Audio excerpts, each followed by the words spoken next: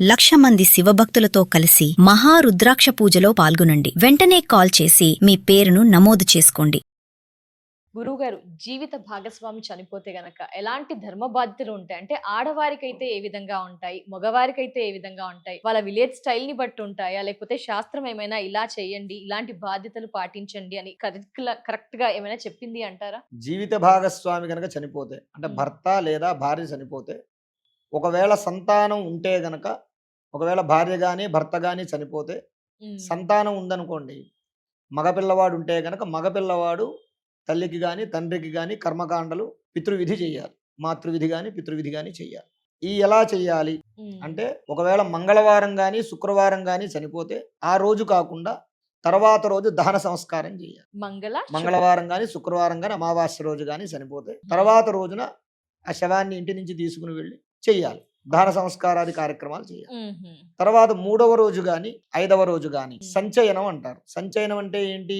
భస్మం అయిపోయినటువంటి శరీరం ఏదైతే ఉందో, కాలి బూడిదైపోయిన శరీరంలో ఉన్నటువంటి అస్థికలు తీసుకుని ఒక కుండలో వేసుకుని దాన్ని నదీ తీరానికి తీసుకెళ్లి పంచామృతాలతో వాటికి అభిషేకం చేసి ఈ అస్థికలని నదిలో నిమజ్జనం చేయాలి. చాలా మంది చేసేటటువంటి పొరపాటు ఏంటయ్యా అంటే, ఈ అస్థికలు మేము కాశీలో కలుపుతాము, లేకపోతే ఇంకో చోట కలుపుతామని చెప్పి ఆ అస్థికలు అట్టే పెట్టుకుంటున్నారు. శాస్త్ర ప్రకారంగా ఆ అస్థికలు ఉన్నంత కాలము వాళ్ళు మైలులో ఉన్నట్టే లెక్క. నెలకు చేయనివ్వండి, సంవత్సరానికి చేయనివ్వండి, 2 ఏళ్లకు చేయనివ్వండి, అవి ఉన్నంత 11వ రోజు స్నానం అయిపోయింది, మేము పెదకర్మ చేసేసాం, నెల రోజుల తర్వాత కూడా కలుపుతూ ఉంటారు గురువుగారు. కలపకూడదు. అలా శాస్త్రం చెప్పిన విషయం ఏంటంటే, నీకు దగ్గరలో ఎక్కడైతే పారేటటువంటి కాలవ గాని లేదా వాగు గాని నది గాని ఉందో అక్కడ చేయమని. ఇన్ని కలవాలి, 3 కలవాలి, అలా ఏమీ లేదు. కాబట్టి ఆ ప్రకారంగా చెయ్యాలి. ఈ 11 రోజుల్లోపే, అంటే పెద్ద కర్మకు ముందే చేసేయాలి. పెద్ద కర్మ అయిన తర్వాత ఇవి అట్టే పెట్టకూడదు, అస్థికలు అట్టే పెట్టకూడదు. దానివల్ల కొన్ని దోషాలు కలుగుతూ ఉంటాయి, అంటే సంపూర్ణం అవ్వదు కార్యక్రమం. కాబట్టి 3వ రోజు గాని 5వ రోజు గాని, అంటే వాళ్ళ యొక్క ఆచారాన్ని బట్టి ఇంట్లో కొంతమంది 3వ రోజు చేస్తారు, కొంతమంది 5వ రోజు చేస్తారు. ప్రాంతాన్ని బట్టి మారుతూ ఉంటుంది. 9వ రోజు అలా చేసుకుంటూ ఉంటారు. చిన్న కర్మ పెద్ద కర్మ 11వ రోజు గాని. ఈ మధ్య 2 కలిపి కూడా చేస్తున్నారు, చేయకూడదు. అలా చేయకూడదు, చేసేస్తున్నారు. అలా చేస్తున్నారు కానీ వాస్తవంగా అలా చేయకూడదు. 9వ రోజు లోపే చిన్న కర్మ చేయాలి. చిన్న కర్మ అంటే ఈ యొక్క అస్థి నిమజ్జనం చేసుకోవాలి. తర్వాత ధర్మోదకాలను ఉంటాయి. అంటే చనిపోయినటువంటి వాళ్ళకు నువ్వులు నీళ్లు వదిలిపెట్టేటటువంటి కార్యక్రమం. బంధువులు ఎంతమంది అయితే రక్త సంబంధికులు ఉంటారో వాళ్ళందరూ కూడా వచ్చి వారికి ఒక మొక్కలు, నవధాన్యాలు అవి మొక్కలు వేస్తారు. వాటి దగ్గర నువ్వుల మొక్కలు ఉంటాయి, వాటి దగ్గర నువ్వుల నీళ్లు వదిలిపెట్టారు. అలా ఆ కార్యక్రమం ఎప్పుడు చేయాలి? 10వ రోజు చేయాలి. దాన్ని ధర్మోదకాలు అంటారు. అంటే ఆ జీవితోటి మనకి ఈ రోజుతో ఉన్నటువంటి రుణానుబంధం తీరిపోయిందని నీళ్లు వదిలిపెట్టేసారు. తరువాత 11వ రోజు పెద్ద కర్మ చేయాలి.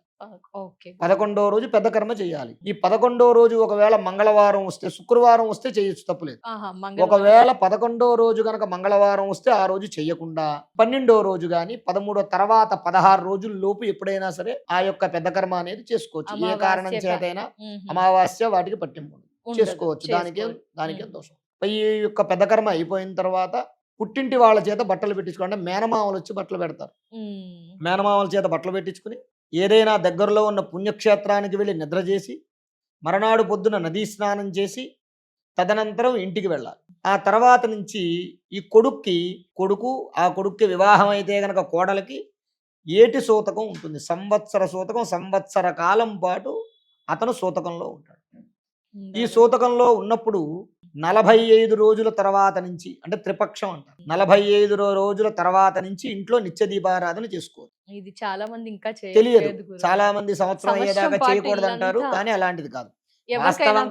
వాస్తవంగా 15వ రోజు నుంచే చేసేసుకోవచ్చు. పెద్ద కర్మ అయ్యి స్నానం అయ్యి వచ్చినప్పటి నుంచి చేసేసుకోవచ్చు. కానీ తెలుసో తెలియకో వీళ్ళు ఏంటంటే అస్థికలు కలిపి రావాలి, ఇవన్నీ కొన్ని ఇందాక మనం చెప్పుకున్నాం. కాబట్టి అస్థికలు కలిపి రాకుండా ఉంటే మాత్రం వాడు ఏ శుభకార్యం కానీ, వాడు సంవత్సరం తర్వాత కాదు 2 ఏళ్ల తర్వాత కూడా వాడికి ఆ తండ్రి చనిపోయిన మైలు అలాగే ఉంటుంది, మైలు పోదనమాట. కాబట్టి వీళ్ళు ఏం చేయాలంటే 45 రోజుల తర్వాత దీపారాధన చేసుకోవడం మొదలుపెట్టారు. అయితే దీపారాధన చేసుకోవచ్చు, పూలు పెట్టుకోవచ్చు, పళ్ళు, పంచదార, పరమన్నం అలాంటివి నైవేద్యం పెట్టు, కానీ కొబ్బరికాయ కొట్టకూడదు. ఈ ఎవరైతే పుత్రుడు కర్త ఎవరైతే ఉన్నాడో, ఈ కొడుకు కోడలు ఇద్దరూ కూడా వాళ్ళిద్దరి పేరు మీద శుభకార్యాలు, శంకుస్థాపనలు, గృహప్రవేశాలు, పెళ్లిళ్ళు, లేకపోతే సత్యనావ్రతాలు అలాంటివి చేయకూడదు. కేవలం ఇంట్లో నిత్య దీపారాధన, పూజ, స్తోత్ర పారాయణ లాంటివి చేసుకోవచ్చు. పండగలు గురుగారు పండగలు కూడా చేసుకోకూడదు. పిల్లలు మరి వాళ్ళ పిల్లలు చేసుకోవచ్చు, పిల్లలకు దోషం లేదు, వాళ్ళు మాత్రం చేసుకో. అయితే దాయాదులు ఉంటారు. దాయాదులు అంటే ఏంటి? ఇప్పుడు ఎవరైనా ఒక వ్యక్తి చనిపోతే వాళ్ళ ఇంటి పేరు మీద ఉన్నటువంటి వాళ్ళు పాలోళ్ళు అంటారు. మన తెలంగాణలో పాలోళ్ళు అంటారు. ఈ పాలోళ్ళకి శుభకార్యాలు 45 రోజుల వరకు చేయకూడదు. ఇప్పుడు ఎవరైనా వాళ్ళ అమ్మాయి వివాహం చేయాలని అనుకున్నారు అనుకోండి, రేపో మాపో వారం రోజుల్లో పెళ్లి ఉందనగా ఎవరైనా మన ఇంటి పేరు మీద ఉన్న వాళ్ళు పోయారనుకోండి, వాళ్ళు 45 రోజుల వరకు కూడా వాళ్ళు శుభకార్యం, అంటే శంకుస్థాపనలో, గృహప్రవేశం లాంటివి చేయకూడదు. దాయాదులు ఎవరు కూడా పాలోళ్ళు. దూర ప్రాంతాల్లో ఉన్నా కూడా 40 దూర ప్రాంతాలు కాదు, దగ్గర ప్రాంతాలు కాదు, ఎక్కడా చేయకూడదు. 45 రోజుల తర్వాత వారు ఏ పనైనా చేసుకోవచ్చు. వారికి ఏటి సూతకం అంటారు. అలాగే చనిపోయినటువంటి వాళ్ళ కూతుళ్ళు ఉన్నారనుకోండి, ఆ కూతురికి సంవత్సర సూతకం, అంటే వివాహం కాకపోతే సంవత్సర సూతకం వర్తిస్తుంది.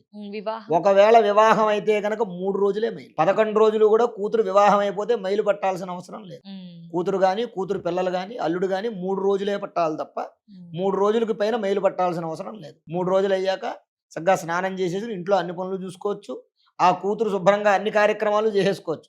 తండ్రికి పెద్దకర్మ అయ్యేదాకా శుభకార్యాలు చేయకూడదు. కూతురు పెద్దకర్మ అయిపోయి 15 రోజుల తర్వాత అన్ని పనులు చేసుకో. ఈ విధానంగా ఇంట్లో ఎవరైనా ఒక భర్త గాని, భార్య గాని, ఇంట్లో యజమాని గాని, యజమానురాలు గాని పోతే ధర్మంగా ఈ యొక్క విధులు ఆచరించాలి. పెళ్లిళ్ళు గురువు గారు అంటే అబ్బాయికి పెళ్లి చేయొచ్చు, అమ్మాయికి చేయకూడదు, సంథింగ్ ఇది వినిపిస్తుంది కదా. అంటే అమ్మ ఆడపిల్లకి చేయొచ్చు అని చెప్తారు. ఆడపిల్లకి చేయొచ్చు, చేస్తే కన్యాదాన ఫలం వస్తుందని చెప్తారు. అయితే అది కూడా ఎప్పుడు చెయ్యాలి, ఎవరు చెయ్యాలి అయ్యా అంటే, ఒక వ్యక్తి చనిపోతే ఆ వ్యక్తి యొక్క కూతురికి మాత్రమే చెయ్యాలి. అంటే వాస్తవంగా అది కూడా చేయకూడదు. కానీ ఈ మధ్య కాలంలో అదొకటి కొత్తగా నియమం పెట్టి చేస్తున్నారు. కానీ చేస్తున్నారని వేరే వాళ్ళు ఎవరైనా బాబాయిలు కానీ, లేదా మేనమావులు, లేదా పెదనాన్నలు లాంటి వాళ్ళు ఎవరైనా ఉంటే కన్యాదానం చేయటం అలాంటివి చేస్తున్నారు తప్ప చేస్తున్నారు. చెయ్యొచ్చనే చెప్తోంది. చెయ్యొచ్చు, చెయ్యకూడదని లేదు, చేస్తున్నారు. కాబట్టి దాన్ని మనం తప్పు పట్టేటటువంటి పని లేదు. ఒకవేళ ఇలాంటిది ఏదైనా ఉంటే కూతురికి మాత్రం, కొడుకు మాత్రం వివాహం చెయ్యకూడదు అనేది నియమం. శాస్త్రం ఖరాఖండిగా చెప్పి ఇక్కడ పెద్దలకి ఇచ్చేసి 1 month లో అది క్లోజ్ చేస్తున్నారు కదా గురుగారు, అది ఏంటి గురుగారు? వాస్తవంగా అమ్మ ఇప్పుడు ఈ విషయాన్ని మనం ప్రస్తావన చేస్తే ఎలా ఉంటుందయ్యా అంటే, చాలా మందికి తెలియని విషయం, బ్రాహ్మణ, క్షత్రియ, వైశ్య, శూద్రులు ఉన్నారు. శూద్రులు అనేటటువంటి వాళ్ళు ఎవరైతే ఉన్నారో వారికి 11 రోజుల వరకే మైలు, వాళ్ళకి ఏటి సూతకం ఉండదు. శూద్రులు ఎవరైనా సరే ఏటి సూతకం ఉండదు. బ్రాహ్మణులు కానీ, క్షత్రియులు కానీ, వైశ్యులు కానీ ఖచ్చితంగా ఏటి సూతకాన్ని పాటించాల్సిందే. శూద్రులు కానీ ఏమని లేదు. మరి వాళ్ళకే ఎందుకండి అటువంటి అవకాశం ఉంది, వీళ్ళు ఎందుకు పాటించాలి అని అంటే, శూద్రులు సాక్షాత్తు వాళ్ళు విష్ణుమూర్తి యొక్క పాదాల నుంచి పుట్టినటువంటి వాడు కాబట్టి విష్ణు పాదోద్భవి గంగాం, వారికి ఎటువంటి దోషం ఆపాదింపబడదు. క్రియాశక్తి కలిగినటువంటి వాళ్ళు కాబట్టి వారికి 11 రోజులే మైలు. 11 రోజుల తర్వాత వారికి మైలు అనేది ఉండదు. ఎప్పట్లాగే 45 రోజులు ఆగిన తర్వాత వారు కూడా చక్కగా పెళ్లిళ్ళు అలాంటివి చేసుకోవచ్చు. కానీ ఇప్పుడు శూద్రులు కూడా ఆ యొక్క నియమాలు పాటిస్తున్నారు. ఖచ్చితంగా సంవత్సర సూతకం పాటిస్తున్నారు. కొంతమంది ఏం చేస్తారంటే ఆచారం, ఈ విషయంలో ఆచారం ప్రధానం.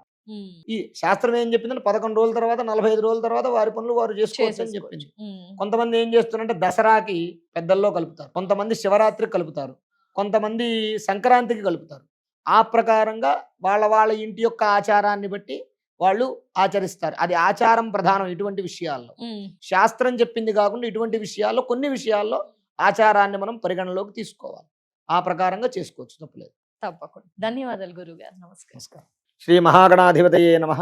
ఆరోగ్యము, ఐశ్వర్యము, ఆనందము, ఆర్థిక లాభం ఇవన్నీ కలగాలంటే ఆగస్టు 11వ తారీఖు మంగళవారం రోజున మేము నిర్వహించేటటువంటి 1,00,000 రుద్రాక్షల పూజలో పాల్గొనండి. పరమేశ్వరుడి యొక్క అనుగ్రహం వల్ల సర్వ విధములైనటువంటి కష్టాలు నివారణమై ఐశ్వర్యాలు కలుగుతాయి. 1,00,000 రుద్రాక్ష పూజలో పాల్గొనేటటువంటి వారు స్క్రీన్ మీద స్క్రోల్ అవుతున్నటువంటి నంబర్లకు కాల్ చేసి రిజిస్ట్రేషన్ చేసుకోగలరు.